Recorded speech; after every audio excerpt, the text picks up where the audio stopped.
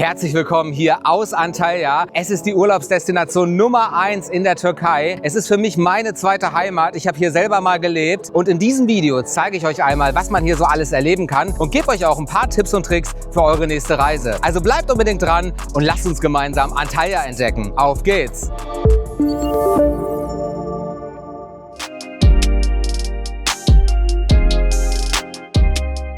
Eure Reise nach Antalya bzw. in die Region rundherum beginnt in der Regel am Antalya Airport am Terminal 2. Das ist das internationale Terminal, zu dem euch verschiedenste Airlines mit Direktflügen aus dem deutschsprachigen Raum in rund 3 Stunden in die Sonne direkt bringen. Darunter zum Beispiel SunExpress, Pegasus Airlines, Freebird oder Corendon. Am Terminal 2 habt ihr dann auch direkt die Schalter der Reiseveranstalter für euren gegebenenfalls gebuchten Pauschalurlaub mit Transfer. Ebenso befinden sich hier aber auch eine öffentliche Bushaltestelle, eine Taxistation und natürlich gibt es ja auch die Stationen der Mietwagenanbieter. Einfachstes Transportmittel hier in Antalya ist aber das Taxi und im Taxi, da könnt ihr auch mit Karte bezahlen und es ist verglichen mit deutschen Preisen doch noch relativ günstig. Und beim Thema Unterkünfte bzw. Hotels, da habt ihr hier in Antalya natürlich klassischerweise wie in vielen Ferienregionen eine riesige Auswahl. Zum einen die klassischen All-Inclusive-Resorts, das sind dann Hotels, da habt ihr All-Inclusive-Konzepte, das heißt, das Frühstück, das Mittagessen und das Abendessen, die sind komplett inbegriffen. Alkoholische und nicht alkoholische Getränke in der Regel auch. Es gibt hier aber auch Unterkünfte wie zum Beispiel Airbnb, kleine Pensionen oder auch klassische Boutique-Hotels bzw. auch inhabergeführte Hotels. Das hat nochmal seinen besonderen Reiz, denn da könnt ihr häufig die türkische Küche nochmal ganz authentisch erleben. Das Ganze gibt es hier in verschiedenen Preiskategorien. Die All-Inclusive-Hotels, die sind in der Regel etwas teurer, aber so kleine Hotels bzw. Airbnbs, die gibt es hier teilweise schon richtig günstig. Ich habe euch hier schon das ein oder andere Hotel in der Türkei vorgestellt, auch unter anderem hier in Antalya. Und wenn ihr mich unterstützen wollt, dann liked dieses Video, kommentiert gerne und wenn ihr es noch nicht gemacht habt, abonniert diesen Kanal. Das ist wirklich eine richtig, richtig tolle Unterstützung für meine Arbeit. Vielen, vielen Dank im Voraus.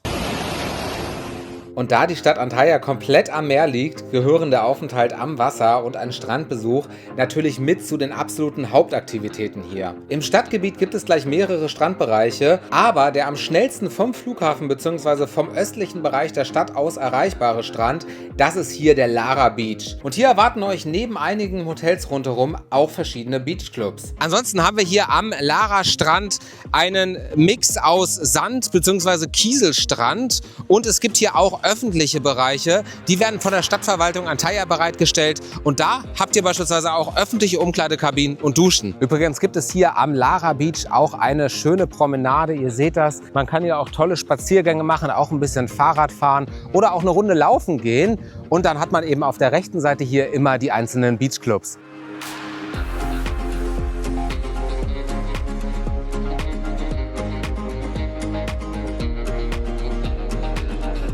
Und herzlich willkommen an unserer nächsten Station in Antalya, nämlich dem Düden Park. Der Düden Park, der ist auch im Bereich Lara und ihr habt hier eine richtig tolle Aussicht komplett auf die Steinküste von Antalya. Es gibt hier zahlreiche Bänke, auf die man sich setzen kann, ein gutes Buch lesen kann oder einfach nur diese tolle Sonne genießen kann. Und das Highlight hier, das ist der Düden Wasserfall. Den schauen wir uns jetzt an.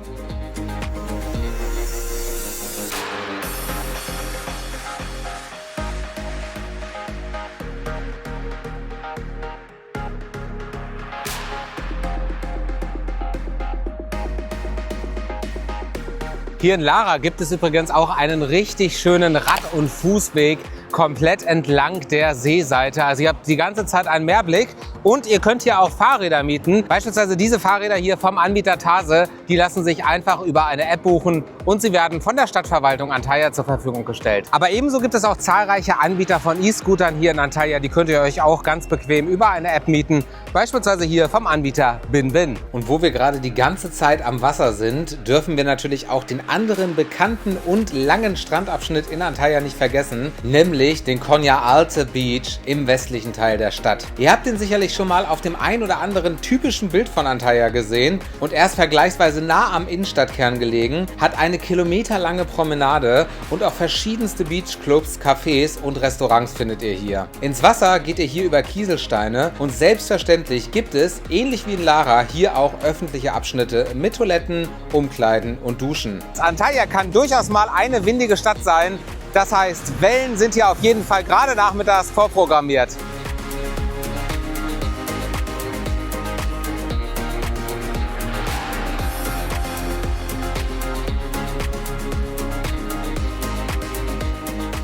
beim Thema Strände, da habe ich auch noch einen Geheimtipp für euch. Neben den klassischen Beachclubs an den Hauptstränden in Lara und Konya Alte gibt es aber verteilt im Stadtgebiet von Antalya immer entlang der Steilküste auch kleine von der Stadtverwaltung betriebene Strände. Die könnt ihr sogar kostenfrei benutzen. Sie sind immer in der Regel über eine Treppe nach unten erreichbar. Und hier könnt ihr auch zum kleinen Preis eine Liege mieten. Nächster Stopp ist der Yalem Park. Der Yalem Park befindet sich kurz vor dem Innenstadtbereich von Antalya. Hier gibt es auch rundherum zahlreiche Cafés und Restaurants.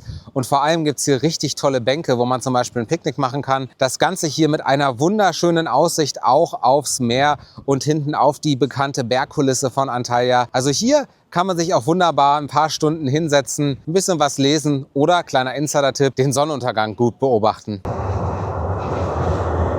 Was ich euch hier auf jeden Fall auch empfehlen kann, das ist eine Tour mit der historischen Straßenbahn.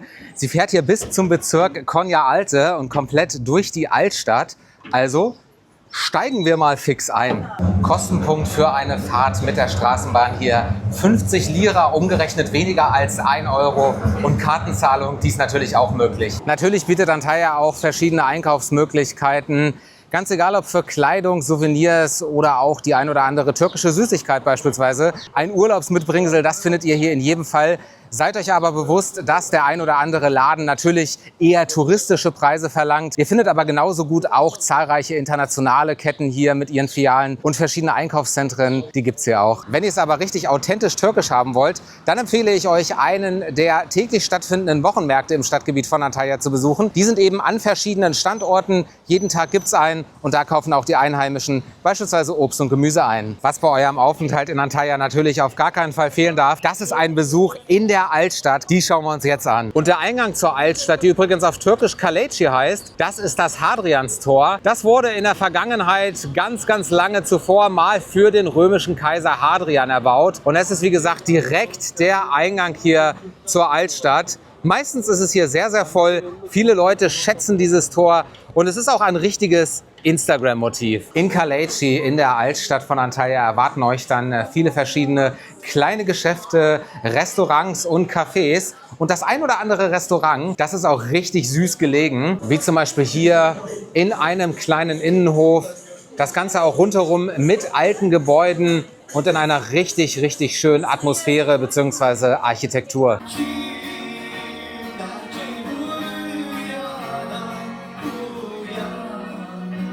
Kaleci, die Altstadt von Antalya, ist also wirklich der Anlaufpunkt für euch, wenn ihr etwas vom historischen Antalya mal kennenlernen bzw. sehen wollt. Und auch in den Abendstunden lohnt sich der Besuch hier. Zahlreiche Pubs, zum Teil mit Live-Musik, locken an. Und es gibt auch den einen oder anderen Punkt, von dem man hier einen richtig schönen Sonnenuntergang sehen kann. Und auch eins der wohl bekanntesten Fotomotive von Antalya befindet sich hier direkt, nämlich der historische Hafen. Da könnt ihr auch in wenigen Minuten von der Altstadt hingehen und habt einen richtig tollen Ausblick auf die zahlreichen Schiffe, aber auch den einen oder anderen ruhigen Punkt, von dem man einfach nur die Stimmung am Meer genießen kann. Definitiv einer der tollsten Punkte hier für die Abendstimmung, für den Sonnenuntergang.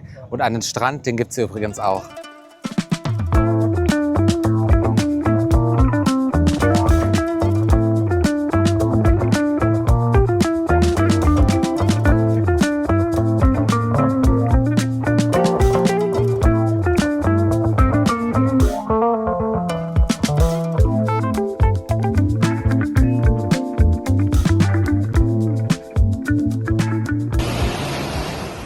Kommen wir jetzt einmal zum Thema Kulinarik hier in Antalya. Viele, die hier Urlaub machen, sind natürlich in Türkei-typischen All-Inclusive-Hotels, wo also sämtliche Getränke und Mahlzeiten inbegriffen sind. Es gibt aber auch eine wirklich unglaublich hohe Anzahl von tollen Restaurants hier in der Stadt. Ein paar Tipps schreibe ich euch hier unten einmal in die Videobeschreibung. Schaut da gerne mal rein. Und in der Innenstadt von Antalya, da begegnen euch unter anderem auch diese typischen Streetfood-Restaurants, wie zum Beispiel hier ein sehr bekanntes Restaurant mit richtig tollen Fischbrötchen. Natürlich darf auch ein Besuch in der bekannten Dönerstraße hier von Antalya nicht fehlen. Das ist einfach eine Straße, wo es ganz viele verschiedene türkische Restaurants quasi auf einem Platz gibt. Seid euch aber einer Sache bewusst: Die Preise in Antalya, gerade was das Essen in Restaurants angeht, die sind verglichen mit anderen Landesteilen der Türkei doch etwas höher. Wenn ihr aber authentische türkische Küche erleben wollt, dann schaut immer mal wieder nach hausgemachten Restaurants, sogenannter hausgemachter Küche. Da könnt ihr die türkische Küche zu einem wirklich bezahlbaren Preis erleben. Zwischendurch gibt es hier aber natürlich auch immer mal wieder das traditionelle türkische Restaurant, was nicht ganz so touristisch ist. Die Preise für eine Hauptmahlzeit, zum Beispiel ein Kebabgericht, liegen dann hier so bei 10 bis 12 Euro und Bier, das gibt's auch. Prost! Ich hoffe, euch hat dieses Video hier aus dem sonnigen Antalya gefallen und ihr konntet vielleicht den ein oder anderen Tipp oder die ein oder andere Empfehlung für eure nächste Reise hierher mitnehmen. Schreibt mir auch gerne einmal in die Kommentare, ob ihr hier auch schon mal Urlaub gemacht habt, beziehungsweise ob ihr vielleicht sogar einen Urlaub in der Ecke plant. Bin ich auf jeden Fall mega neugierig. Wenn euch das Video gefallen hat, dann liked es sehr gerne. Und für mich geht es jetzt hier vom Antalya Airport einmal nach Kappadokien. Auch dort werde ich ein Video für euch machen, zeigen, was man da so erleben kann. Also abonniert den Kanal auf jeden Fall, wenn ihr das nicht verpassen wollt. Und wir sehen uns das nächste Mal hier bei Zwischen Gate und Ziel. Ich sende euch schöne Grüße aus der Sonne.